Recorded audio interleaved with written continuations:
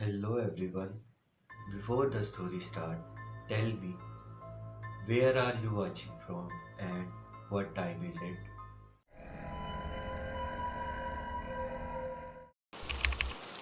The night was ordinary. That was the first thing I noticed, because after everything that had happened, the loops, the folds, the leaning buildings, the woman with ancient eyes, ordinary felt like a gift. I was walking home from the late shift, the same route I had walked for years, and for once, nothing was strange. The streetlights hummed their normal hum. The pavement was wet from recent rain, but only wet, not gleaming with impossible light. The buildings stood straight and ordinary, minding their own business.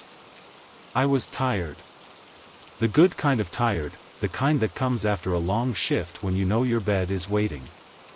My feet ached, my shoulders were sore, and all I wanted was to fall into sleep and not dream of anything. I reached the corner of Fifth and Wells.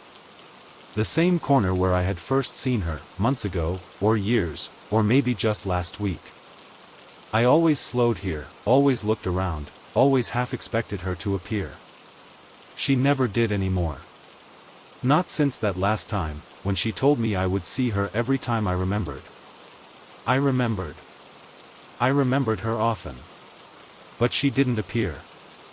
I lifted my foot to step off the curb and cross the street. And the world held its breath. I felt it before I understood it. A pause. A stillness. Not the ordinary stillness of a quiet night, but something deeper. The air stopped moving. The streetlights stopped humming. The distant sound of traffic, always present even at this hour, simply ceased. My foot hung in the air, mid-step, frozen not by my choice but by something else. Something that had pressed pause on the whole world. I couldn't move. Not my foot, not my arms, not my eyes. I was suspended, caught between one step and the next, held in place by a silence so complete it felt like a physical weight. The world was holding its breath. And I was the reason. I don't know how long I hung there. Seconds? Minutes? Time had no meaning in that frozen moment. I couldn't even breathe, my chest was still, my lungs empty, my heart stopped mid-beat. And then I heard it. A whisper, soft as silk, coming from everywhere and nowhere. Don't move. I couldn't have moved if I wanted to. But the whisper wasn't a command. It was a warning. A plea. Something was happening, something that required my absolute stillness. The air in front of me began to shimmer. Not with light, with something else. With possibility. With the weight of all the choices I had ever made and all the choices I had never made. It swirled and shifted, forming shapes that almost became faces, almost became places, almost became other versions of my life. I saw myself walking away from this city years ago, never looking back. I saw myself staying with someone I had left. I saw myself taking a different job, living in a different apartment, becoming a different person. All the paths not taken swirled in the air before me, ghostly and beautiful and achingly real. And then, just as quickly, they faded. The shimmer settled. The air cleared. The world let out its breath. Sound rushed back. The streetlight hummed. A car passed in the distance. My foot completed its step and landed on the pavement across the street. I stood there, trembling, trying to understand what had just happened. The world had held its breath. And in that breathless moment, I had seen everything I could have been. She was standing at the corner behind me. I turned, and there she was, leaning against the lamp post where I had first seen her. The same ancient eyes, the same small smile. "You felt it," she said. I nodded. I couldn't speak. That was the pause. The moment between steps when all possibilities are still alive. Most people never notice it. Their feet land and the moment passes and they go on with their lives, never knowing what they almost saw. I found my voice. What did I see? Yourself. All the selves you could have been. Every choice you didn't make, every path you didn't take, every life you didn't live. They're still there, you know. Still possible. Still waiting. I looked back at the spot where the shimmer had been.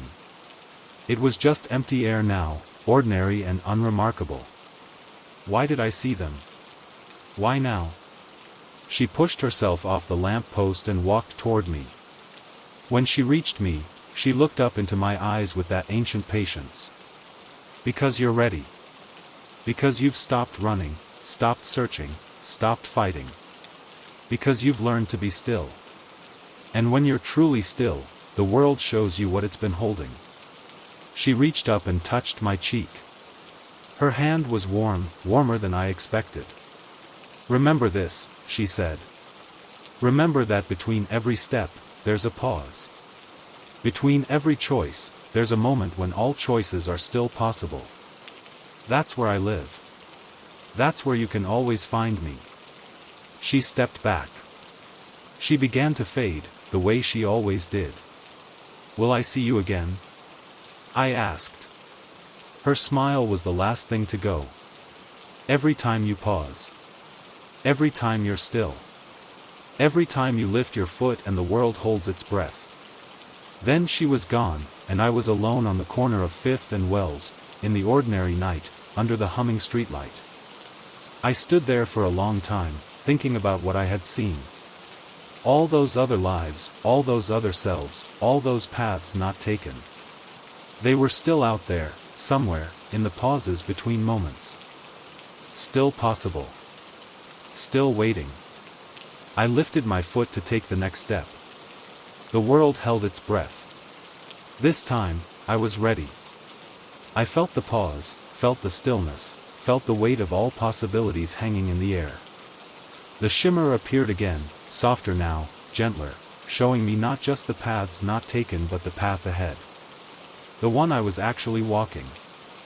The one that led home, through the ordinary night, under the humming streetlight. I saw myself walking that path. Saw myself arriving at my apartment, falling into bed, sleeping without dreams. Saw myself waking to another ordinary day, another ordinary life, another ordinary step after ordinary step. And I saw that it was enough. More than enough. It was everything. I completed the step.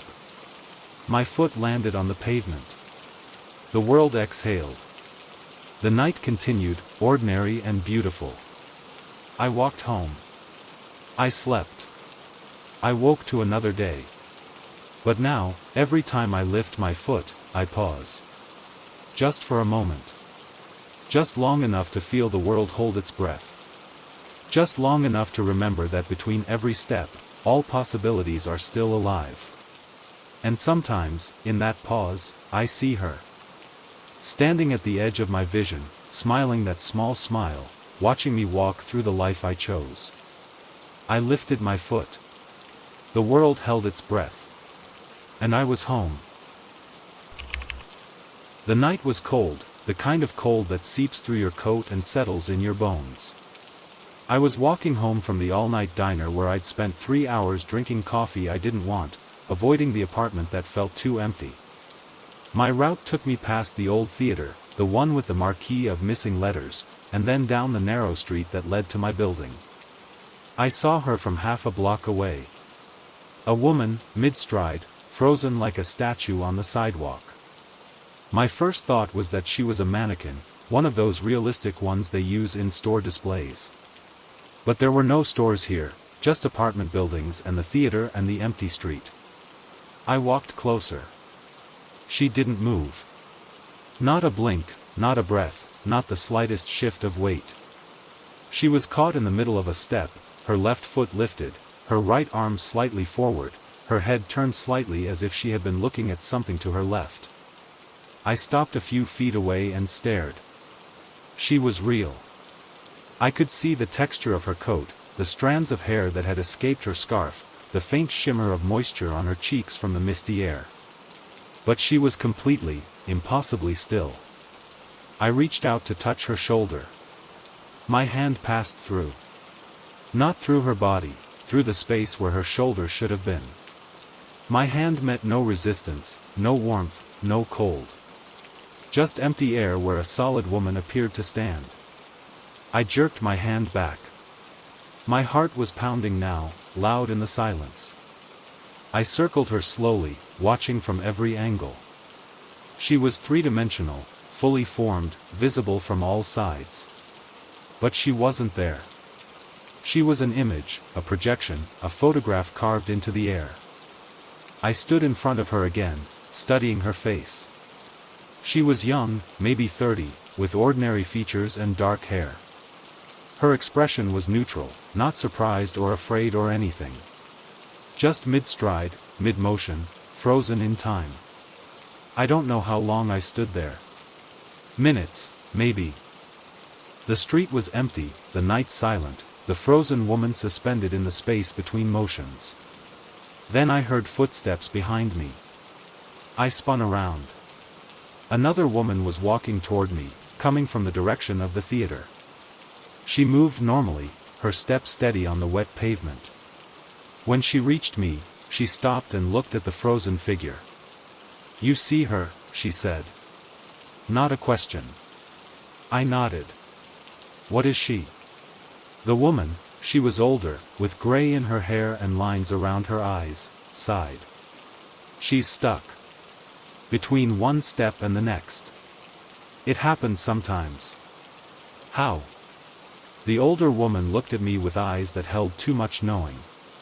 "You ever have a moment where you forget what you were doing? Where you lift your foot to take a step and suddenly can't remember where you were going?" I had. Everyone had. That's when it happens. When the pause between motions gets too long. When you forget why you're moving. She forgot. And the world forgot her. I looked back at the frozen woman. Can she be unfrozen? The older woman shook her head slowly. "No one's ever found a way. Once you're stuck, you're stuck. You become part of the pause. Part of the space between." She reached out and touched the frozen woman's cheek. Her hand passed through, the same way mine had. "She's been here for years," the older woman said. "I pass her every night. She's company, in a way. A reminder."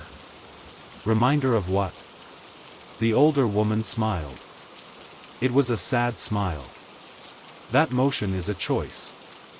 Every step, every breath, every moment of moving forward, it's a choice. And if you stop choosing, you stop moving. Forever." She turned and walked away, disappearing into the darkness before I could ask anything else. I stayed with the frozen woman for a long time that night. I talked to her, though she couldn't hear. I told her about my life, my loneliness, my fear of ending up like her, stuck between steps, forgotten by time. When I finally went home, I dreamed of her. In the dream, she was walking, moving normally through a normal street. But every few steps, she would pause, her foot lifting, her body freezing, and I would see the terror in her eyes as she realized she couldn't complete the motion. I woke sweating, my heart racing. The next night, I went back. She was still there, still frozen, still suspended in the space between motions. I stood with her for a while, then walked home. I went back every night after that. It became a ritual, a pilgrimage. I would stop at the frozen woman, talk to her for a few minutes, then continue home. She was always there, always the same, always frozen. Until last night. I approached the spot where she always stood. The street was empty. Just wet pavement, just the old theater, just the narrow street leading to my building. She was gone. I stood there for a long time, staring at the empty space where she had been. I felt a loss I couldn't explain, a grief that made no sense for someone I had never really known. Then I heard a voice behind me. I moved. I turned. She was there, standing a few feet away, her feet planted firmly on the ground. She was moving normally, breathing, blinking, alive. "How?" I whispered. She walked toward me, her step steady and sure. When she reached me, she looked into my eyes with a gratitude so deep it hurt to see. "You visited me," she said. "Every night. You talked to me. You reminded me that someone was watching. That someone cared whether I moved or not." She reached out and touched my arm. Her hand was warm, solid, real. "The pause between motions," she said, "is only permanent if you're alone in it. You kept me company. You kept me from being forgotten. And that gave me the strength to choose again." I didn't know what to say. I just stood there, feeling the warmth of her hand on my arm, feeling the impossible reality of her presence. She smiled. It was the first time I had seen her smile, and it transformed her face. "Thank you," she said. "For not passing by. For stopping. For seeing me." She let go of my arm and stepped back. For a moment, I thought she would fade, would disappear the way the older woman had. But she didn't. She just stood there, solid and real and moving. "I have to go now," she said. "There are things I need to do. Places I need to go. A life I need to live." I nodded. "I understand." She turned and walked away. At the corner, she paused and looked back. Even from this distance, I could see her smile. "Thank you," she called. Then she turned the corner and was gone. I stood alone on the empty street, under the humming streetlight, trying to understand what had just happened. I had visited a frozen woman every night for weeks. I had talked to her, kept her company, kept her from being forgotten. And somehow, impossibly, that had been enough to free her. I walked home slowly, thinking about what she had said. About the pause between motions being permanent only if you're alone in it. About the power of being seen, of being remembered, of having someone witness your existence. I think about her often. The frozen woman who moved again. I wonder where she is now, what she's doing, whether she ever thinks of the stranger who stopped on a cold night and refused to look away. I still walk past that spot every night. It's just an ordinary stretch of sidewalk now, nothing special, nothing frozen. But sometimes, when the night is quiet and the air is still, I feel her there. Not frozen anymore, just present. Just remembered. And I understand now that we all live in the space between motions. Every step is a choice. Every breath is a decision to keep going. And sometimes, all it takes to keep moving is knowing that someone is watching. That someone sees you. That someone would notice if you stopped. She froze mid-step, suspended in the space between motions. And I was the one who reminded her how to move again. I lift my foot to take the next step. The world holds its breath. But I don't pause too long. I don't forget why I'm moving. I complete the step, and the world exhales, and I keep going. For her. For me. For everyone who might be frozen somewhere, waiting for someone to see them. The night was deeper than usual. Not darker, but deeper, as if the darkness had weight, had presence, had something to say. I was driving home from a friend's place on the other side of the city, the long way, the way that took me through neighborhoods I didn't know and streets I'd never seen. It was past midnight, and the roads were empty. Just me, my old car, and the endless lines of traffic lights changing from green to yellow to red and back again. I'd been driving for about 20 minutes when I first noticed something wrong. I was approaching an intersection, the light ahead green, the way clear. I glanced at it, then looked away, then looked back.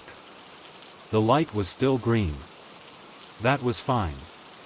But as I got closer, it didn't change. I slowed down, expecting it to turn yellow, then red. It stayed green. I stopped at the intersection anyway, waiting for the light to do what lights are supposed to do. It stayed green. I waited 30 seconds. A minute. Nothing. I looked around.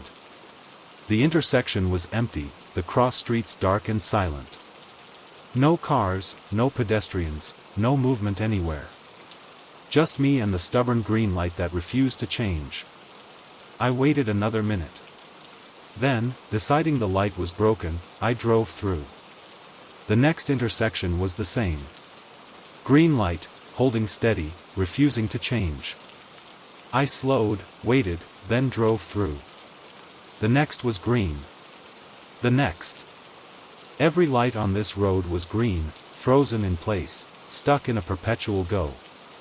I should have felt relieved. No stopping, no waiting, a clear path home. But instead, I felt unease creeping up my spine. Lights don't all break at once. Lights don't freeze like this. I drove for another 10 minutes, through intersection after intersection, all of them green. The city was a grid of perpetual motion, of endless go, of roads that would never tell you to stop. And then, without warning, they all changed at once. I was halfway through an intersection when every light in sight turned red. Not gradually, not with a yellow warning. Just instant red, as if someone had flipped a switch. I slammed on my brakes, my heart pounding, waiting for the crash that didn't come. The intersection was empty. The whole city was empty. I sat there, stopped at the red light, and watched. The light stayed red for a long time. Minutes. Maybe longer. I lost track. Red and red and red, stretching in every direction, a sea of stop with no promise of go. Then they changed again. All at once, simultaneously, every light I could see turned yellow. Not green. Yellow. Amber. The color of caution, of warning, of prepare to stop. They stayed yellow, unwavering, unchanging. The whole city was caught in the pause between go and stop, suspended in the moment of decision. I sat in my car at the empty intersection, surrounded by yellow lights, and felt the world hold its breath. I don't know how long I sat there. Time had stopped meaning anything. The yellow lights glowed gently, their color soft and warm in the darkness. They didn't flicker, didn't change, didn't do anything except exist in their perpetual amber. Eventually, I got out of my car. I don't know why. Some pull, some gravity, some need to understand. I stood in the middle of the intersection, under the yellow glow, and looked around. The city was empty. Not just of people, empty of everything. No sound, no movement, no life. Just the buildings and the streets and the lights, all of them yellow, all of them waiting. I walked to the nearest traffic light and looked up at it. The amber glow was steady, peaceful almost. I reached up and touched the pole. It was warm, humming with a gentle vibration that I felt in my fingertips. You noticed. The voice came from behind me. I turned. A woman stood at the edge of the intersection, under another yellow light. She was ordinary, unremarkable, except for her eyes. They held that ancient patience I had come to recognize. What is this? I asked. What's happening? She walked toward me slowly, her steps unhurried. When she reached me, she looked up at the yellow light, then back at me. This is the pause, she said. The moment between decisions. The space where nothing is go and nothing is stop. Just maybe. Just wait. Just see. I shook my head. I don't understand. She smiled. It was a small smile, gentle and sad. No one does, at first. That's why most people never see it. Their minds are always made up, always moving, always choosing. They never notice the space between choices. She gestured at the yellow light surrounding us. This is that space. Made visible. Made real. The whole city caught in the moment of maybe. Why now? Why me? She looked at me with those ancient eyes. Because you paused. At the intersection, when the light was green and wouldn't change, you paused. You waited. You didn't just assume and drive through. You stopped and wondered. That's rare. I thought about that. The green light that wouldn't change, the red that followed, the yellow that held. I had paused. I had wondered. I had stepped out of my car into the amber glow. What happens now? I asked. She looked around at the yellow city, at the empty streets and the waiting lights. Now you choose. Not go, not stop. Something else. Something in between. I don't know what that means. She took my hand. Her touch was warm, gentle, real. Walk with me. We walked through the yellow city, hand in hand, under the amber glow. The streets were empty, the buildings dark, the only light the endless traffic lights holding their gentle pause. We walked for blocks, for miles, for what felt like hours. Time had no meaning here, in the space between. We passed intersections where the lights were frozen in other colors. Here, a sea of green, perpetual go. There, a wall of red, endless stop. But most were yellow, caught in the moment of maybe. Every light represents a choice, she said. Green is certainty. Red is refusal. Yellow is the space between, where you haven't decided yet.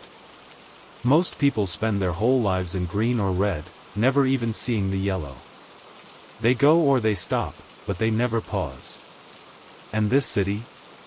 This city is what happens when all the choices pause at once. When the whole world holds its breath. It doesn't happen often.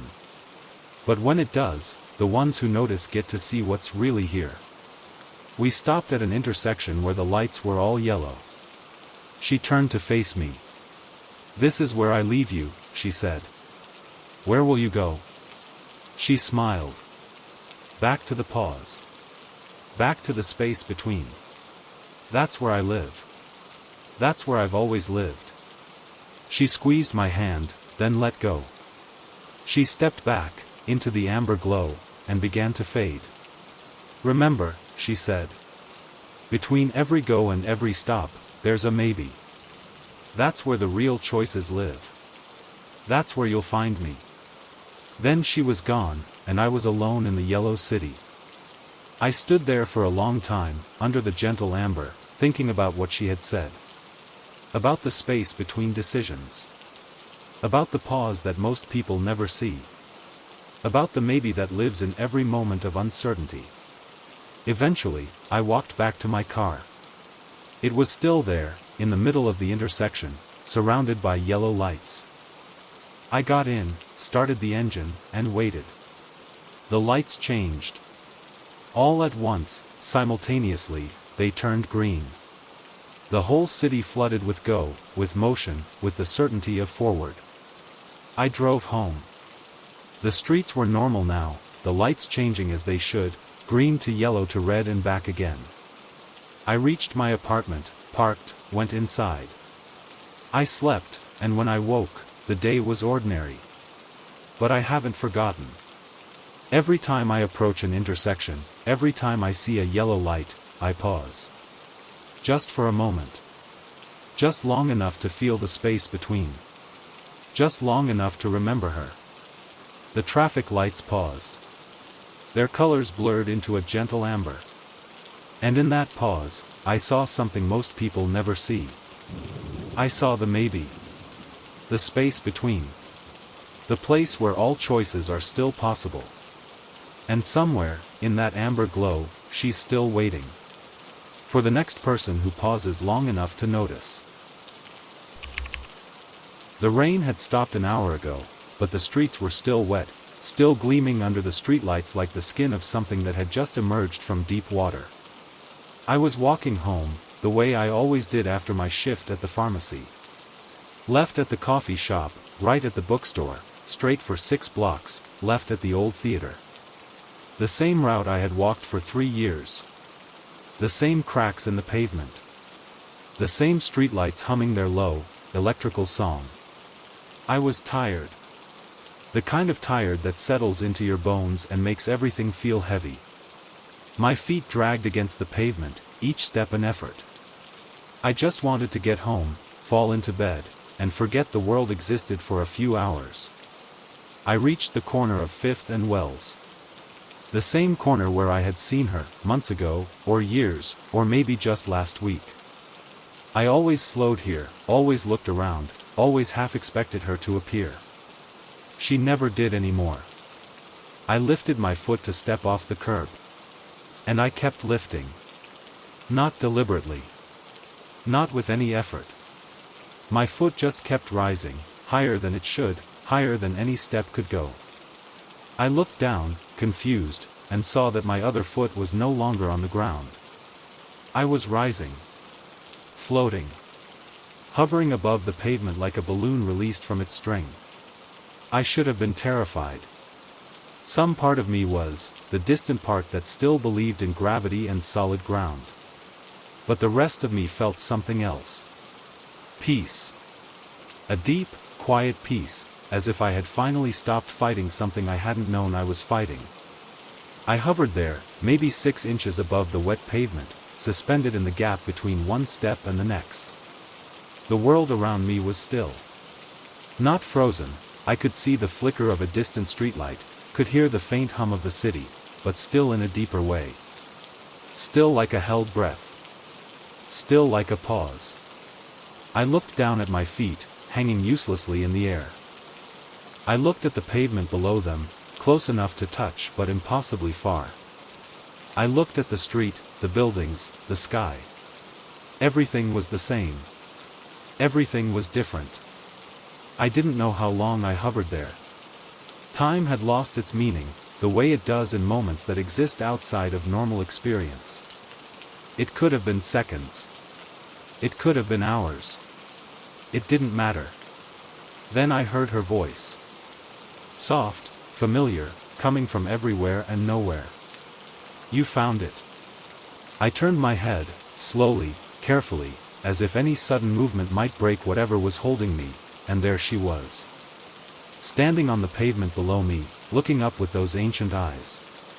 The woman who had appeared at every threshold, every moment of crossing. Found what? I asked. My voice sounded strange, muffled, as if I were speaking through water. The gap. The space between steps. The moment when you're neither here nor there, neither leaving nor arriving. She smiled that small smile. Most people never feel it. Their feet land and they move on, never noticing that for one perfect instant, they were nowhere at all. I looked down at my hovering feet, at the pavement so close and so far. Is this real? As real as anything. She stepped closer, stood directly beneath me. From this angle, I could see the top of her head, the dark hair, the patient eyes looking up. You've been walking toward this moment for a long time. All those nights, all those routes, all those moments of pause. They were leading here. Why? She reached up, and though I was too high for her to touch, I felt her hand on my ankle. Warm. Solid. Real. Because you need to see, she said. You need to understand that you're not just the steps you take. You're also the spaces between them. The pauses. The gaps. The moments when you're nowhere at all. She let go, and I felt myself drift slightly higher. Not much, just enough to notice. Where do I go from here? I asked. She shook her head slowly. Nowhere. Everywhere. That's the point. When you're in the gap, you're not going anywhere. You're just being. Just existing in the space that most people rush through without seeing. I floated there, weightless and peaceful, and tried to understand. The city spread out below me, ordinary and strange. The streetlights hummed their gentle song. The buildings stood patient and still. Everything was waiting. How long can I stay here? She looked at me with those ancient eyes, and for a moment, I saw something I hadn't seen before. Not sadness, not patience, not knowing. Just presence. Pure, simple presence. As long as you need to, she said. The gap doesn't close. It doesn't rush. It waits. It always waits. She began to fade, the way she always did. But this time, I didn't feel sad. I felt grateful. "Will I see you again?" I asked. Her smile was the last thing to go. "Every time you pause. Every time you find the gap. Every time you hover in the space between." Then she was gone, and I was alone in the weightless dark. I hovered there for a long time. The city breathed below me, unaware of the floating man above its streets. Cars passed, people walked, life continued in its ordinary rhythm. None of them looked up. None of them saw me.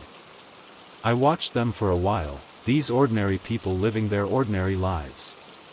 They moved with purpose, with direction, with the certainty of feet that always landed where they expected. They never paused. Never hovered. Never found the gap. I felt sorry for them, in a way. And grateful for myself. Eventually, I felt myself descending.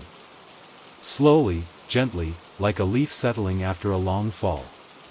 My feet touched the pavement, solid and real. I stood there for a moment, testing the ground, feeling the familiar weight of gravity. I took a step. Then another. I was walking again, ordinary and normal, as if nothing had happened. But everything had happened. I still walk home every night. Left at the coffee shop, right at the bookstore, straight for 6 blocks, left at the old theater. The same route I've always walked. But now, at every corner, I pause. Just for a moment. Just long enough to feel the gap between steps. Just long enough to hover, weightless, in the space that most people never see. Sometimes, in that pause, I see her. Standing at the edge of my vision, smiling that small smile, watching me float in the moment between. I hover above the pavement, weightless in the gap of time. And for one perfect instant, I'm nowhere at all. It's enough. It's more than enough. It's everything. The rain had stopped, but the streets were still wet, still gleaming under the streetlights like the skin of something that had just emerged from deep water. I was walking home from the late shift, the same route I had walked for 3 years. Left at the coffee shop, right at the bookstore, straight for 6 blocks, left at the old theater. I knew every crack in the pavement, every hum of every streetlight, every shadow that fell across my path. I saw her at the corner of 5th and Wells. A woman, standing under the light, perfectly still. She wasn't looking at anything. She was just there, leaning against the lamp post as if she had been waiting for hours. I slowed down. Something felt wrong. Not dangerous, just wrong. The way things feel when they're slightly off, slightly tilted, slightly out of alignment. I kept walking. As I passed her, I glanced at her face.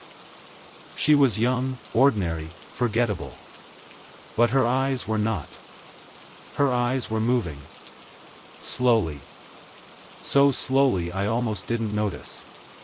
They tracked something across the empty street, something I couldn't see, something that moved with a patience I couldn't comprehend.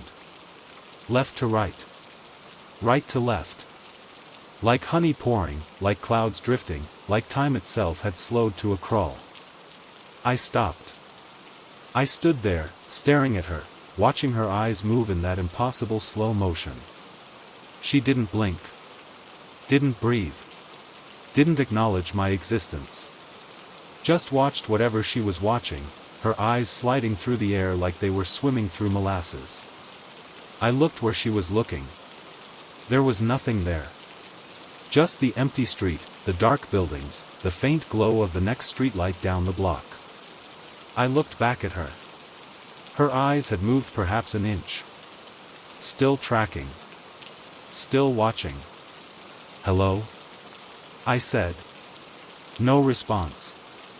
Not a flicker of acknowledgement. Her eyes kept moving, slow and steady, following something only she could see. I reached out and waved my hand in front of her face. Nothing. She was there, solid and real, but she wasn't present. She was somewhere else. Watching something else. I don't know how long I stood there. Minutes, maybe. Her eyes moved perhaps halfway across their arc. I watched them, mesmerized by the slowness, by the patience, by the absolute focus on something invisible. Then I heard footsteps behind me. I turned. Another woman was walking toward me, coming from the direction of the theater. She moved normally, her step steady on the wet pavement. When she reached me, she stopped and looked at the frozen woman with the slow-moving eyes. "You see her," she said. Not a question. I nodded. "What's wrong with her?" The woman, older, with gray in her hair and lines around her eyes, sighed. "Nothing's wrong. She's just seeing something we can't. Something that moves slower than our world." I looked back at the frozen woman. Her eyes had moved a little more, still tracking, still watching. "What does she see?" The older woman shook her head. "No one knows. The ones who see it never come back to tell us. They stay here, watching, waiting for whatever it is to finish its passage." "Can she be helped?" "No. She doesn't need help. She's exactly where she wants to be." The older woman looked at me with eyes that held too much knowing. "Some things are worth watching, even if it takes forever. Even if you never look away." She turned and walked away, disappearing into the darkness before I could ask anything else. I stayed with the frozen woman for a long time that night. I watched her eyes move, slow as honey, tracking something across the empty air. I tried to see what she saw. I stared at the space her eyes followed, searching for any hint of movement, any trace of whatever had captured her so completely. I saw nothing. Just empty street, just dark buildings, just the ordinary night. But I kept watching. Night after night, I returned to that corner. I stood beside her and watched her watch. Her eyes moved, inch by inch, following their invisible path. Sometimes I thought I saw something at the edge of my own vision. A flicker. A shimmer. A hint of movement too slow to catch. I never saw what she saw. But I kept coming back. One night, after weeks of watching, I noticed something new. Her eyes had nearly reached the end of their arc. They were close to where they had started, completing a circle I hadn't realized they were tracing. As they approached that point, I felt something shift in the air. A pressure. A presence. A sense that something was about to happen. I held my breath and watched. Her eyes completed their arc. For one moment, they were still. Looking straight ahead at nothing I could see. Then they began to move again, the other way, tracing the same impossible path in reverse. And as they moved, she spoke. "It's beautiful." Her voice was soft, barely a whisper, but it carried in the silence like a bell. I stared at her, shocked into stillness. "You can talk?" I asked. Her eyes kept moving, slow and steady, but her lips curved into the smallest smile. "I've always been able to talk. I just haven't had anything to say until now." "What are you watching?" She was quiet for a long moment. Her eyes moved another inch. Then she said, "Everything. All at once. The whole world, moving slower than slow. Every moment, every motion, every breath. It's all there, in the space between heartbeats." I looked where she was looking. Still nothing. Just empty air. "I can't see it," I said. "No. You can't. Not yet." Her eyes moved. "But you're closer than most. You stayed. You watched. You didn't look away. I don't understand." She smiled again, that small, slow smile. "You will. When your time comes. When you see what I see. You'll understand everything." Her eyes kept moving, tracking their invisible path. I stood beside her, watching her watch, and felt something shift in my own perception. A flicker at the edge of vision. A hint of movement too slow to catch. Maybe I was starting to see. Maybe I was starting to understand. I still go to that corner every night. I stand beside her and watch her watch. Her eyes move, slow as honey, tracking something I still can't fully see. But I'm getting closer. Every night, the flicker at the edge of my vision grows a little stronger. Every night, I feel a little closer to whatever she's watching. Someday, I'll see it. Someday, I'll understand. Someday, my eyes will move slow as honey, tracking something invisible across the empty air. Until then, I watch her watch. And I wait. Her eyes moved slowly, like honey, tracking something I couldn't see. But I'm learning to see it. I'm learning to look. And when I finally do, she'll be there, watching with me.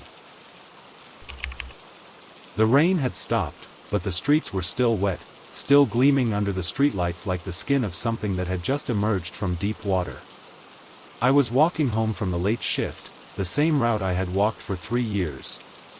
Left at the coffee shop, right at the bookstore, straight for 6 blocks, left at the old theater. I knew every crack in the pavement, every hum of every streetlight, every shadow that fell across my path. But tonight, something was different. I noticed it first at the corner of 5th and Wells. The streetlight above me was humming, the way they always do, but the hum was wrong. Lower. Deeper. Almost below the range of hearing, but not quite. I could feel it more than hear it, a vibration in my chest, a thrum in my bones. I stopped and listened. The hum was everywhere. Coming from every streetlight, every building, every crack in the pavement.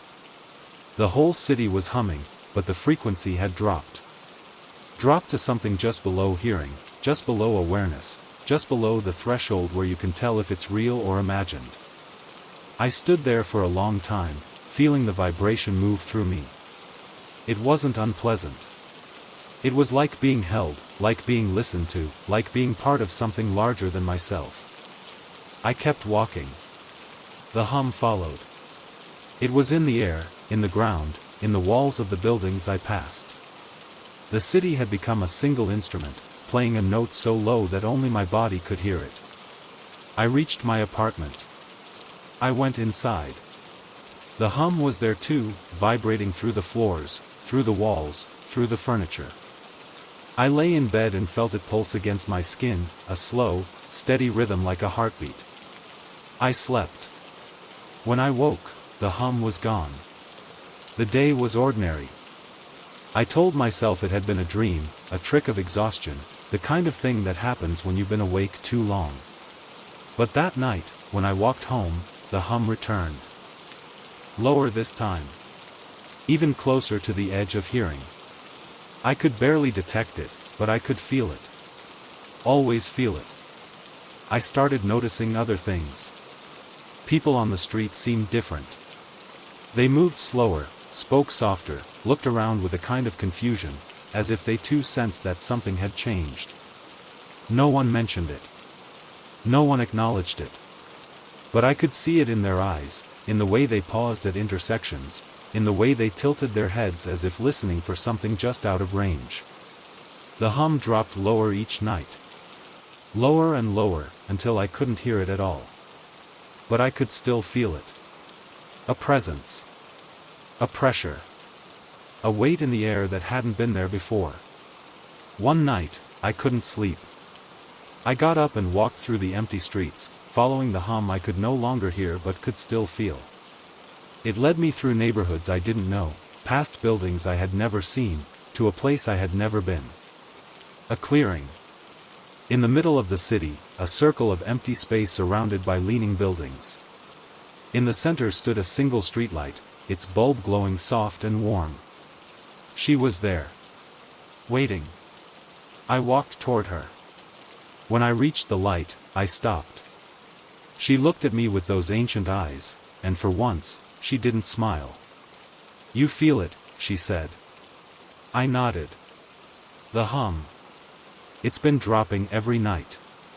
Now I can't hear it at all, but I can still feel it. She looked up at the streetlight, then back at me. It's not dropping. It's rising. Rising toward a frequency that hasn't existed in this world for a very long time. What happens when it gets there? She was quiet for a long moment. The hum vibrated through us both, too low to hear, too deep to ignore. Things change, she said. The city remembers. The streets wake up. The buildings lean in to listen. Everything that's been sleeping starts to stir. I looked around at the leaning buildings, at the empty clearing, at the single streetlight that seemed to hold all the light in the world. Is that bad? She shook her head slowly. Not bad. Just different. Just what happens when the world remembers what it used to be. She reached out and touched my chest, right over my heart. Her hand was warm, vibrating with the same frequency as the city. You're part of it now, she said. The hum is in you. It's always been in you. You just couldn't feel it until now. She stepped back.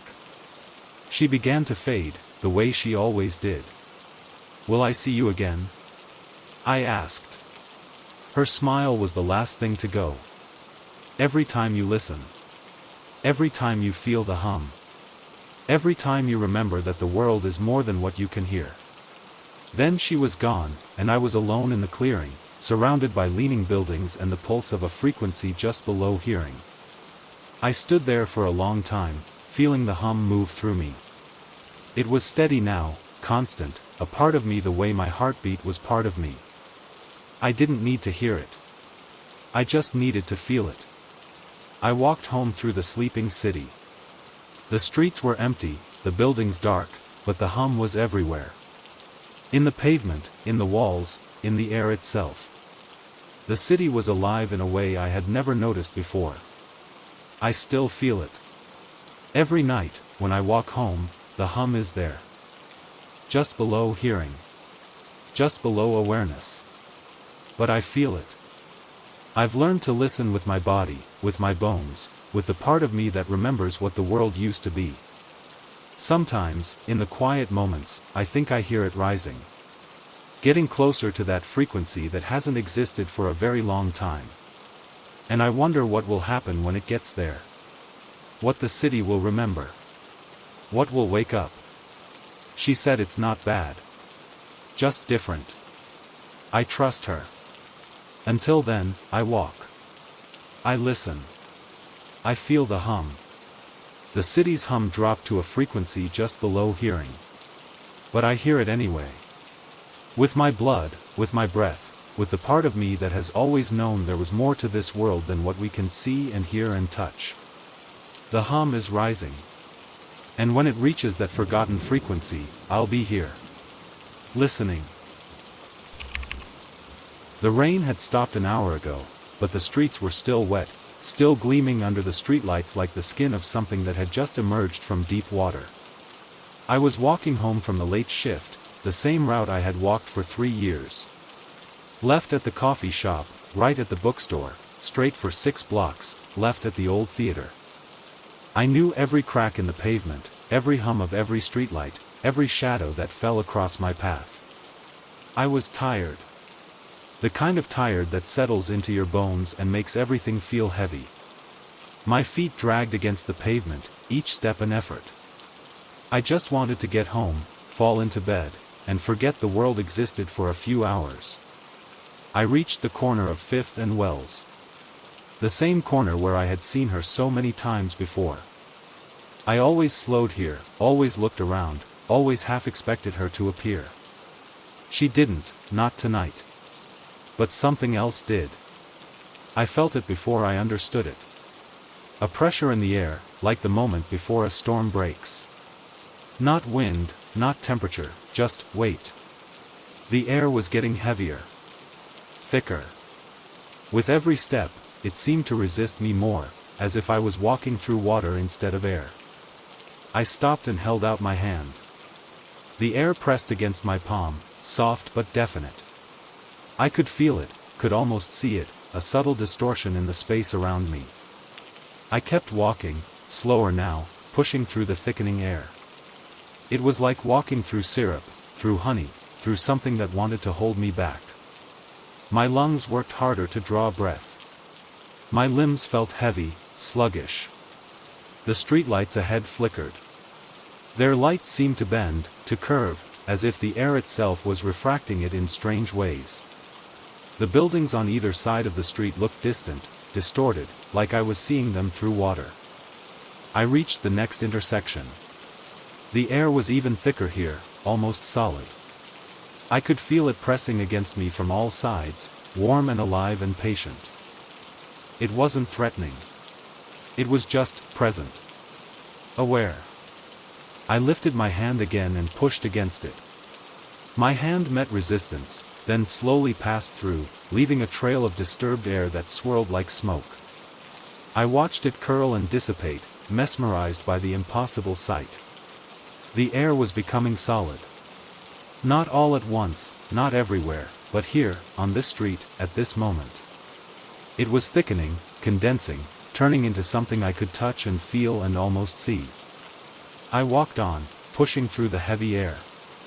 Each step required effort, focus.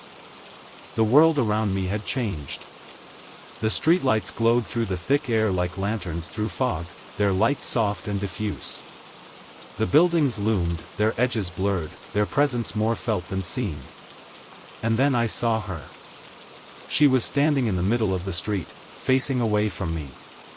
The thick air swirled around her, but she seemed unaffected, as solid and real as ever. I walked toward her, pushing through the heavy space, until I stood just behind her. She turned. Her face was the same as always. Ordinary, unremarkable, except for those ancient eyes. But tonight, there was something different in them. Something I hadn't seen before. Wonder. You feel it, she said. Her voice was muffled, as if coming through water. I nodded. The air. It's thickening. Becoming solid. She looked around at the heavy space, at the distorted lights and blurred buildings. A slow smile spread across her face. It's remembering, she said. What it used to be. Before the world thinned out and became just air. What was it before? She reached out and touched the space between us. Her hand moved slowly, deliberately, and as it moved, the air swirled and parted, leaving a trail of clear space behind it. It was everything, she said. The space between things wasn't empty. It was full. Full of possibility, of memory, of all the moments that hadn't happened yet. Then the world thinned out, and the space became just space, and we forgot what it used to be. She looked at me, and her ancient eyes held something I couldn't name. But it's still there. Still waiting. Still remembering. And sometimes, when the conditions are right, it starts to thicken again. Starts to become what it was. I looked around at the heavy air, at the distorted world, at the impossible space that pressed against me from all sides. What happens when it becomes solid? She shook her head slowly. No one knows. It hasn't happened in so long. Not since before humans were here to see it. She reached out and took my hand. Her touch was warm, solid, real. The air around us swirled and thickened, pressing against us like a living thing. But we'll find out, she said. Together.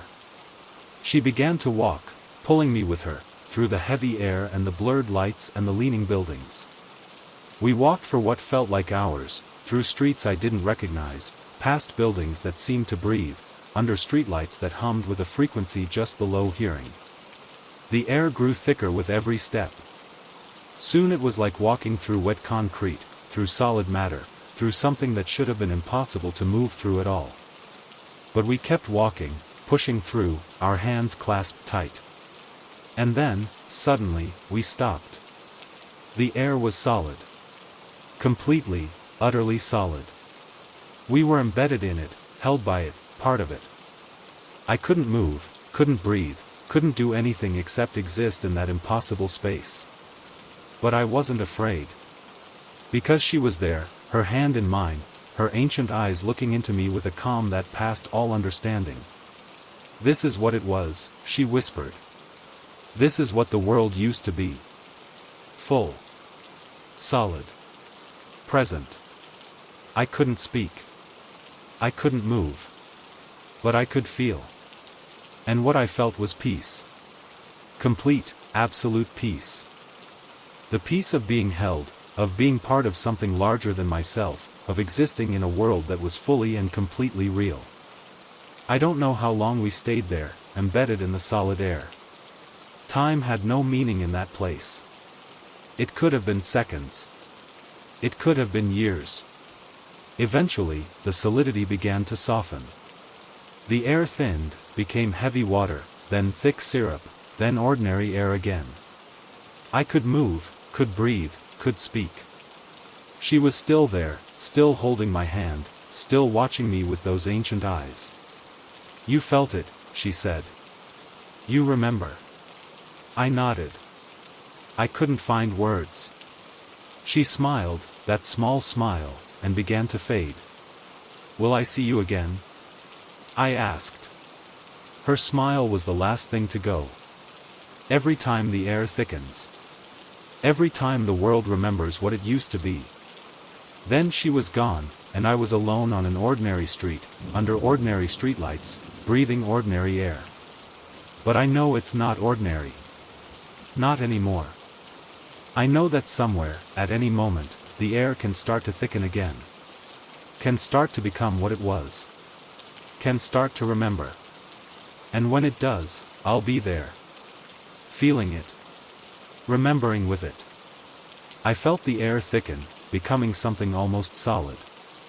And in that solid space, I found something I hadn't known I was looking for. I found the world as it used to be. Full and real and present. And I found her. Waiting, as always, in the space between. The rain had stopped, but the streets were still wet, still gleaming under the streetlights like the skin of something that had just emerged from deep water.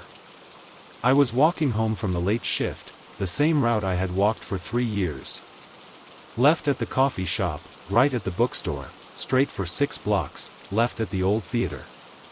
I knew every crack in the pavement, every hum of every streetlight, every shadow that fell across my path. I was tired. The kind of tired that settles into your bones and makes everything feel heavy. My feet dragged against the pavement, each step an effort. I just wanted to get home, fall into bed, and forget the world existed for a few hours. I reached the corner of 5th and Wells. The same corner where I had seen her so many times before. And tonight, she was there. She stood under the streetlight, facing me, as if she had been waiting. Her face was ordinary, forgettable, but her eyes held that ancient patience I had come to know. She didn't smile. She just watched me approach. I stopped a few feet away. "You're here." She nodded slowly. "I'm always here. You know that." I did know it. Somehow, I had always known it. We stood in silence for a moment, the only sound the faint hum of the streetlight above us. Then she did something she had never done before. She blinked. Just once. A slow, deliberate closing and opening of those ancient eyes. And in that moment, everything changed. The world stretched. Not dramatically, not violently. Gently, like taffy being pulled. The streetlight's hum deepened, stretched out, became a long, low note that seemed to last forever. The raindrops on the pavement, which had been still, began to move in slow motion, rising and falling in languid arcs. The buildings on either side of the street seemed to lean further, their bricks elongating, their windows becoming narrow slits. I looked at my hands. They were normal, but when I moved them, they left trails behind, ghostly afterimages that faded slowly. I looked at her. She was watching me, her eyes still half closed from that single, stretched blink. The moment, she said. Her voice was slow, deep, each word lasting seconds. It stretches. When I blink, it stretches. I tried to speak, but my voice came out slow, distorted, each syllable a long, low tone. How long? She smiled. That small smile, stretched now into something that lasted forever. As long as I want. As long as you need. I looked around at the stretched world. The streetlights glowed with a light that seemed to hang in the air, each photon suspended. The shadows on the ground were deeper, richer, as if they had more time to gather. Everything was beautiful in its slowness, its patience, its willingness to wait. Why? I asked. The word took forever to leave my mouth. She stepped closer, her movement a slow, graceful dance through the thick air. When she reached me, she raised her hand and touched my cheek. Her touch was warm, and it lasted forever. Because you need to see, she said. You need to understand that time isn't what you think. It's not a river. It's not a line. It's this. She gestured at the stretched world. It's whatever we need it to be. She let her hand fall. I felt the absence of her touch for a long, stretched moment. Watch, she said. She blinked again. The world stretched further. The streetlight's hum became so deep I felt it in my bones rather than heard it. The raindrops on the pavement froze mid-motion, suspended in the air like tiny crystals. The shadows grew longer, deeper, more real than the objects that cast them. I looked at her. Her eyes were closed now, the lids moving with impossible slowness. In the stretched moment, I could see every detail of her face. The fine lines around her eyes. The slight curve of her lips. The way her hair moved, slowly, in a breeze I couldn't feel. She opened her eyes. The movement took years. When they were finally open, she looked at me with those ancient depths. Now you, she said. I blinked. The world stretched further. Further than I thought possible. The streetlight's hum became silence, a silence so deep it was its own kind of sound. The frozen raindrops glittered like diamonds. The shadows became solid, almost touchable. And in that stretched moment, I understood. Time wasn't something that happened to me. It was something I participated in. Something I shaped, stretched, made my own. The moments weren't passing. They were waiting. Waiting for me to notice them. Waiting for me to stretch them into something beautiful. I looked at her. She was watching me, her ancient eyes warm with something I couldn't name. You see, she said. I nodded. The motion took forever, and it was perfect. She blinked once more. The world began to contract, slowly, gently, returning to its normal pace. The streetlight's hum rose back to its ordinary pitch. The raindrops fell and settled on the pavement. The shadows shortened to their usual length. We stood on the corner of 5th and Wells, under the ordinary streetlight, in the ordinary night. She smiled that small smile. I have to go now, she said. I knew she did. She always did. Will I see you again? I asked. She tilted her head, that bird-like movement I had come to love. Every time you blink. Every time you stretch a moment. Every time you remember that time is yours to shape. She began to fade, the way she always did. But this time, I didn't feel sad. I felt grateful. Her smile was the last thing to go. Then she was gone, and I was alone on the corner, under the humming streetlight, in the ordinary night. I walked home. The streets were the same. The buildings were the same. But I was different. I had learned something. I had seen something. I had stretched a moment and found eternity inside it. Now, when I walk home at night, I blink. Slowly, deliberately. And in that stretched moment, I see her. Standing under the streetlight, watching me with those ancient eyes, smiling that small smile. She blinked once, and the moment stretched like taffy. Now I blink too.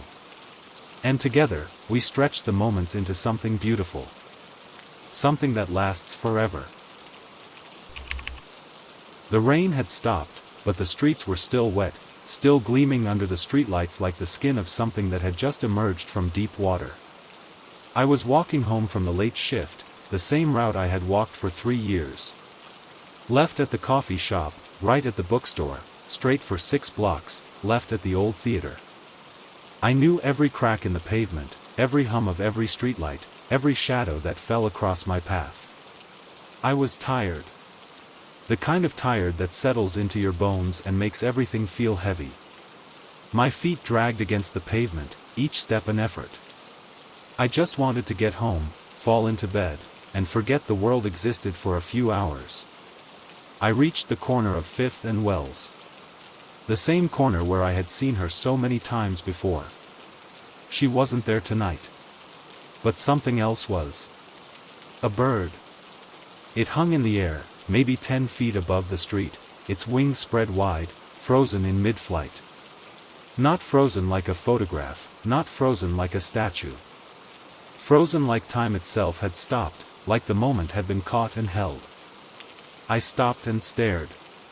The bird was a sparrow, ordinary and small, but in its stillness it was magnificent. Every feather was visible, every detail sharp and clear. Its wings were spread in a perfect arc, as if reaching for something, as if in the middle of a gesture that would never complete. I walked closer, careful not to make a sound. The bird didn't move. Didn't blink. Didn't breathe. It just hung there, suspended in the air, caught between one moment and the next. I reached up, slowly, and touched it. My finger passed through. Not through the bird, but through the space where the bird should have been. It was there, solid and real, and yet I couldn't touch it. It existed in a different layer of reality, one that I could see but not reach. I pulled my hand back and just looked.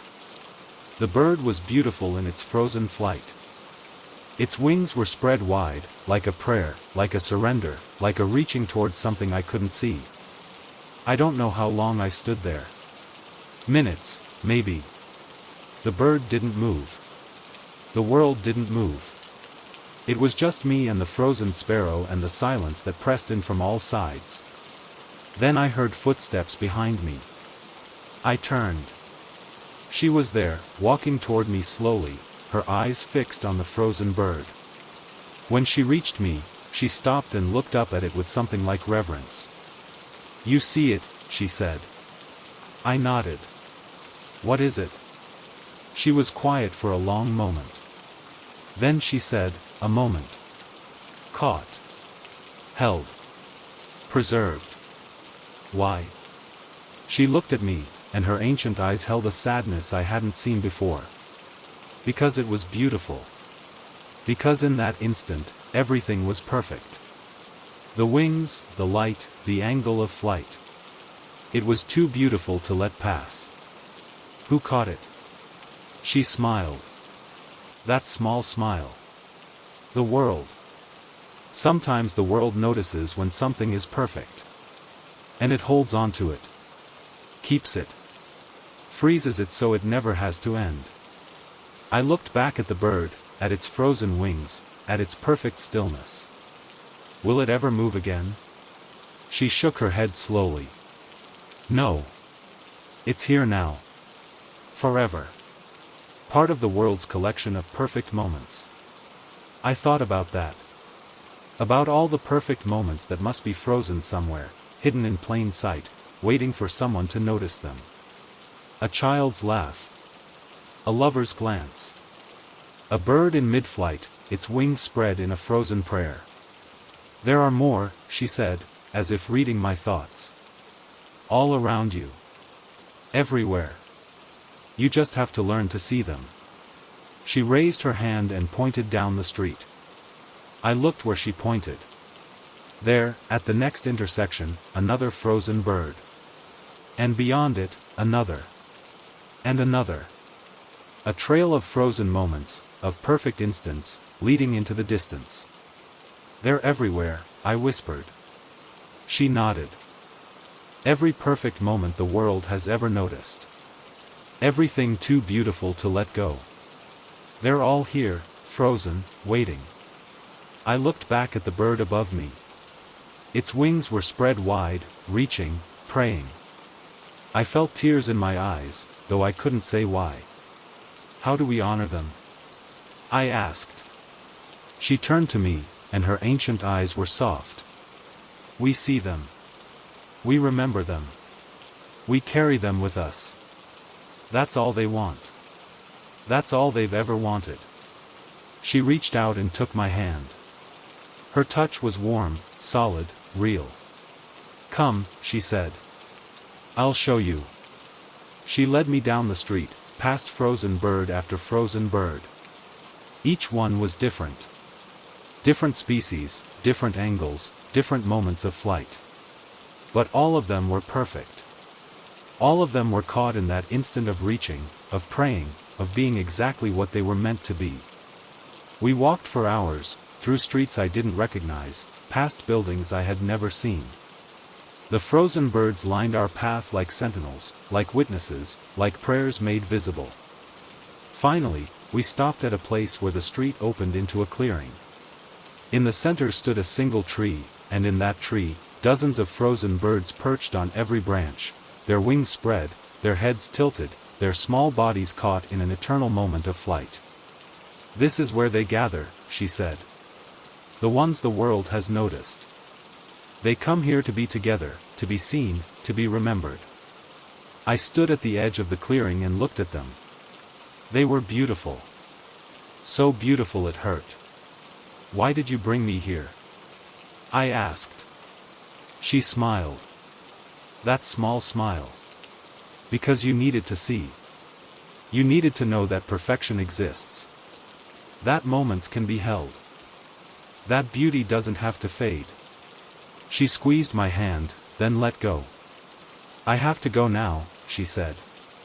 I knew she did. She always did. Will I see you again? Her smile was the last thing to go. Every time you notice a frozen moment. Every time you see the beauty in stillness. Every time you remember that the world holds on to what it loves. Then she was gone, and I was alone in the clearing, surrounded by frozen birds and their silent, spreading wings. I stayed there for a long time, just looking. The birds didn't move. They never would. But that was okay. They didn't need to move. They just needed to be seen. I walk home a different way now. I take the long way, the way that passes through the clearing, past the tree with its frozen flock. I stop and look at them every night. I see them. I remember them. I carry them with me.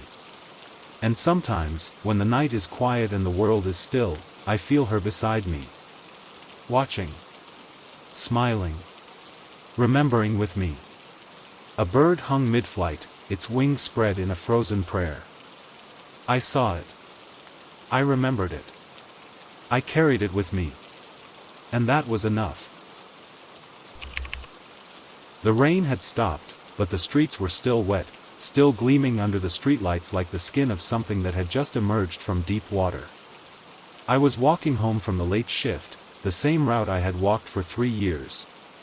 Left at the coffee shop, right at the bookstore, straight for 6 blocks, left at the old theater. I knew every crack in the pavement, every hum of every streetlight, every shadow that fell across my path. I was tired. The kind of tired that settles into your bones and makes everything feel heavy. My feet dragged against the pavement, each step an effort. I just wanted to get home, fall into bed, and forget the world existed for a few hours. I reached the corner of 5th and Wells. The same corner where I had seen her so many times before. She wasn't there tonight. But something else was. A silence. Not the ordinary silence of a quiet night. This was different. Deeper. Heavier. The kind of silence that has weight, that presses against your ears, that makes you want to clear your throat just to prove sound still exists. I cleared my throat. Nothing happened. No sound came out. I tried again, harder. Still nothing. I spoke.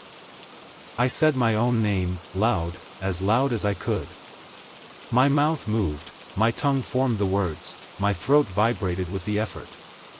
But no sound emerged. Not a whisper. Not a murmur. Nothing. Sound had forgotten how to travel. I stood there in the heavy silence, trying to understand.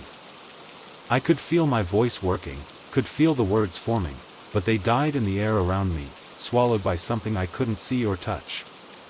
I clapped my hands. Nothing. I stamped my foot on the pavement. Nothing. The streetlight above me hummed, I could see it flickering, could feel its vibration in my chest, but I couldn't hear it. The world had gone mute. I started walking faster, almost running. I needed to get home, to get inside, to escape this impossible silence. But as I ran, I noticed something strange. The silence wasn't empty. It was full. Full of something I couldn't hear but could almost feel. I stopped and listened with my whole body. The silence pressed against me, warm and alive. And beneath it, at the very edge of perception, I felt something. A vibration. A pulse. A rhythm too deep to hear but too present to ignore. The silence wasn't absence. It was presence. It was sound so deep, so slow, that my ears couldn't detect it. But my body could. My bones could. My blood could. I stood in the middle of the empty street and let the silence wash over me. It was beautiful in its own way. Peaceful. Like being held in a moment that didn't need words. Then I saw her. She was standing at the end of the block, under another streetlight, watching me. Her face was calm, patient, those ancient eyes fixed on mine. I walked toward her. When I reached her, I opened my mouth to speak, then remembered I couldn't. I pointed at my throat, at my mouth, tried to convey my confusion. She smiled. That small smile. Then she raised her hand and touched my lips, gently, silencing me even though I was already silent. She pointed at her ear, then at the air around us, then at me. I didn't understand. She repeated the gesture, slower this time. Then I got it. She was telling me to listen. Not with my ears. With something else. I closed my eyes and listened. Really listened. I felt the silence pressing against me, warm and alive. I felt the pulse beneath it, the rhythm too deep to hear. And beneath that, I felt something else. Something I had never noticed before. A voice. Not words, not sound, but presence. The voice of the city, of the streets, of the buildings and the lights and the wet pavement. It was speaking, had always been speaking, in a frequency too low for ears to catch. And now, in the silence, I could finally feel it. I opened my eyes. She was watching me, and her smile had grown. "You hear it," she said.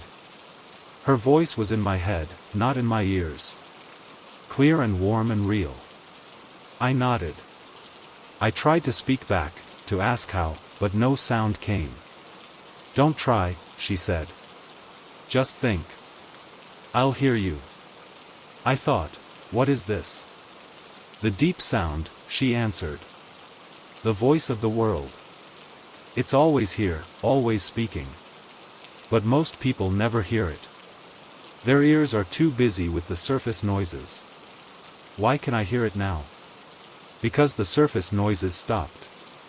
Because sound forgot how to travel. Because the world wanted you to listen, really listen, for once. I looked around at the silent city, at the streetlights flickering without sound, at the wet pavement gleaming in the mute glow. Is it always like this? Beneath everything? Always. Every moment. Every place. The world is singing, constantly. You just couldn't hear it until now. I felt tears in my eyes. Not from sadness. From wonder. She stepped closer and took my hands.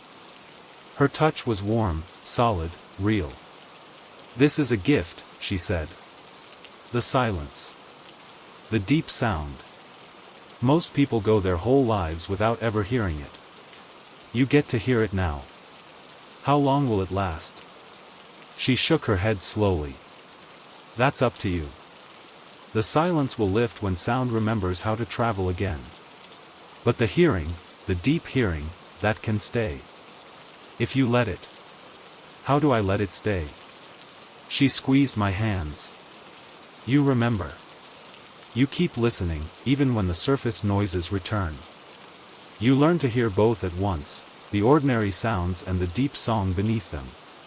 It's possible. It just takes practice. She let go of my hands and stepped back. She began to fade, the way she always did. Will I see you again? Her smile was the last thing to go. Every time you listen deeply. Every time you hear the world singing. I'll be there, in the song. Then she was gone, and I was alone in the silent city. I stood there for a long time, listening. The deep song continued, warm and constant, a voice that had been speaking since the beginning of time. I felt it in my bones, in my blood, in the part of me that existed before words. Then, slowly, sound began to return. A distant car. A faint hum from the streetlight. My own breath, audible now. The surface noises crept back, filling the silence, covering the deep song. But I still heard it. Beneath everything, beneath the cars and the lights and the ordinary sounds of the city, the deep song continued.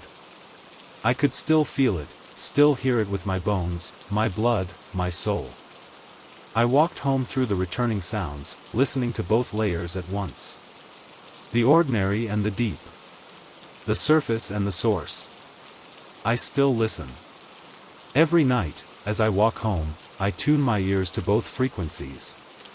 The ordinary sounds of the city, the cars, the lights, the distant voices, and beneath them, the deep song. The voice of the world, singing constantly, waiting for someone to hear. I tried to speak, and sound had forgotten how to travel. But in that silence, I found something better. I found the song beneath all songs. The voice beneath all voices. And somewhere, in that deep song, she's still singing.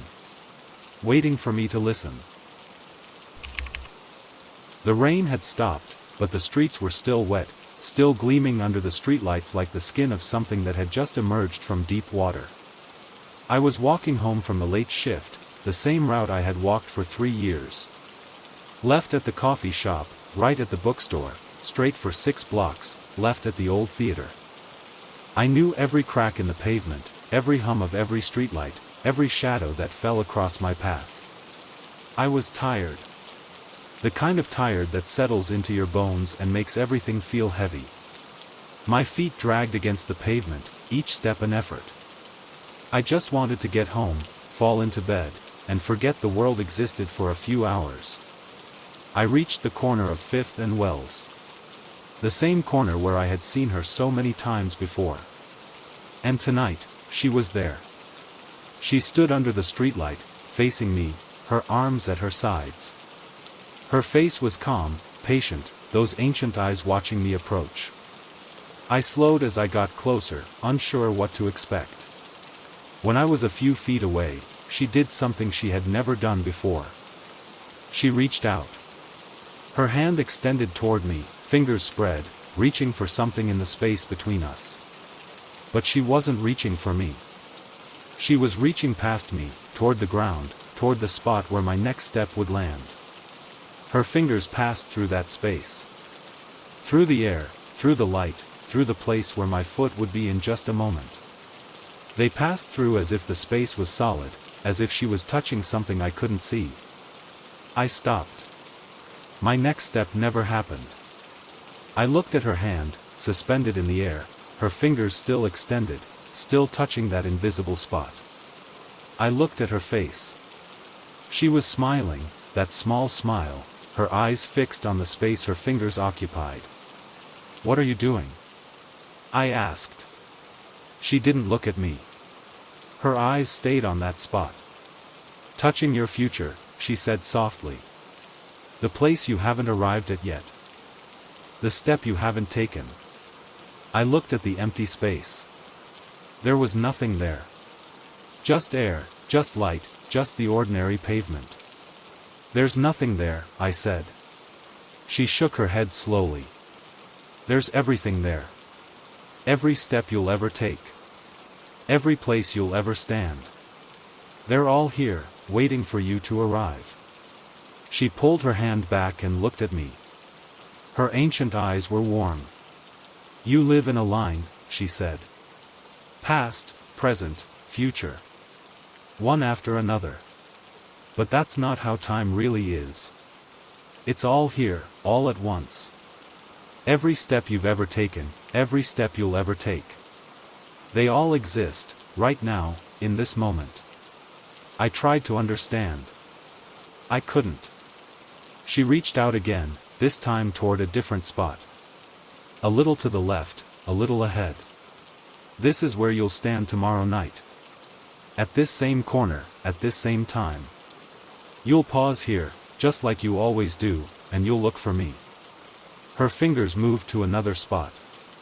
"And this is where you'll stand next week. You'll be tired, more tired than usual.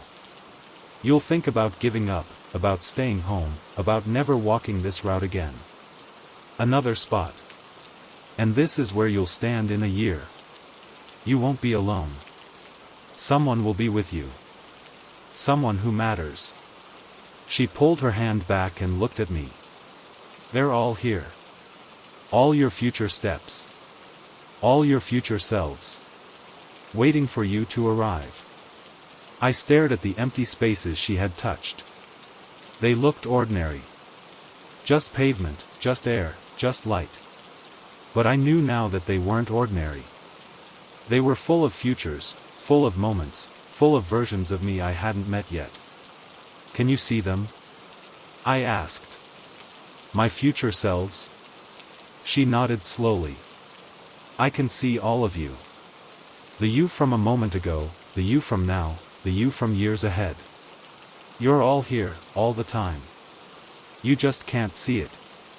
I thought about that. About all the versions of myself existing simultaneously, scattered across time, each one thinking they were the only one. "What are they doing?" I asked. "My future selves?" She smiled. "Walking. Mostly. Living their lives, making their choices, arriving at the steps you haven't taken yet. Some of them are happy. Some are sad. Some are exactly where they want to be. Some are lost." She reached out one more time, toward a spot far ahead, near the edge of the streetlight's glow. "This one is important. This step, right here. It changes everything." I looked at the spot. It looked ordinary. "What happens there?" She pulled her hand back and looked at me. Her eyes held that ancient patience, that deep knowing. "You'll find out when you get there. That's how it works. You have to live the steps to know where they lead." She stepped back. She began to fade, the way she always did. "Will I see you again?" I asked. Her smile was the last thing to go.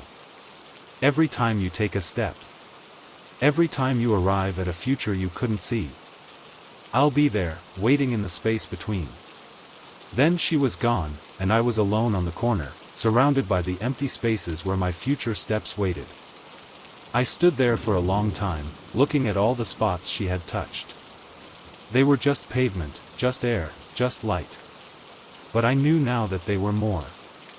They were moments waiting to happen. Steps waiting to be taken. Futures waiting to be lived. I lifted my foot and took the next step. The one she had reached for first. My foot landed exactly where her fingers had passed through.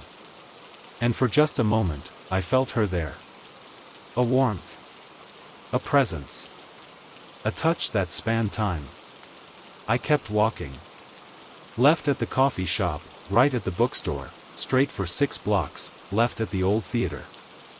Each step landed in spaces that had been empty moments before, spaces that now held my weight, my presence, my life. I think about her often. About the way her fingers passed through the space where my next step would land. About all the futures she saw, all the versions of me waiting to be lived. I still walk the same route every night. I still pause at the corner of 5th and Wells. I still look for her. She's never there, not in the way she used to be. But I feel her. In the spaces between steps. In the moments before my foot lands. In the futures I haven't arrived at yet. She reached out, her fingers passing through the space where my next step would land. And in that moment, I understood that time is not a line. It's a landscape. And every step I take, I'm walking through a world that already contains all my futures, all my pasts, all my selves. I just have to keep walking to meet them. The rain had stopped, but the streets were still wet, still gleaming under the streetlights like the skin of something that had just emerged from deep water. I was walking home from the late shift, the same route I had walked for 3 years. Left at the coffee shop, right at the bookstore, straight for 6 blocks, left at the old theater. I knew every crack in the pavement, every hum of every streetlight, every shadow that fell across my path. I was tired. The kind of tired that settles into your bones and makes everything feel heavy. My feet dragged against the pavement, each step an effort. I just wanted to get home, fall into bed, and forget the world existed for a few hours. I reached the corner of 5th and Wells. The same corner where I had seen her so many times before. And tonight, she was there. She stood under the streetlight, facing me, her arms at her sides. Her face was calm, patient, those ancient eyes watching me approach. I slowed as I got closer, unsure what to expect. When I was a few feet away, she lifted her foot. Not to walk, not to step forward. Just lifted it, held it there, suspended in the air. She was mid-stride, caught between one moment and the next. I stopped. I watched her foot hang there, motionless, weightless. And something in me wanted to do the same. I lifted my foot. Not deliberately. Not with any thought. It just rose, responding to some invisible call, until it too hung in the air, suspended like hers. We stood there, 2 frozen figures on a wet street, our feet lifted, our bodies poised between steps. The silence between our footsteps held us. It wasn't empty, that silence. It was full. Full of something I couldn't name, couldn't touch, couldn't understand. It pressed against us gently, warmly, like a blanket, like a held breath, like a moment that didn't want to end. I looked at her. She was watching me, her ancient eyes soft with something I had never seen before. Peace. Complete, absolute peace. "Don't land," she whispered. Her voice was barely a sound, more a thought, more a feeling. "Not yet. Stay here with me." I wanted to. More than I had ever wanted anything, I wanted to stay in that silence, suspended between steps, held by something larger than myself. My foot hung in the air, weightless. The pavement below it was close enough to touch but impossibly far. I could feel the silence around us, thick and warm, holding us in place. "How long can we stay?" I asked. My voice was soft, muffled, as if coming through water. She smiled. That small smile, but softer now, kinder. "As long as we want. The silence doesn't rush. It waits. It always waits." I looked around at the frozen world. The streetlights hummed their silent song. The wet pavement gleamed without moving. The buildings leaned in, watching, patient.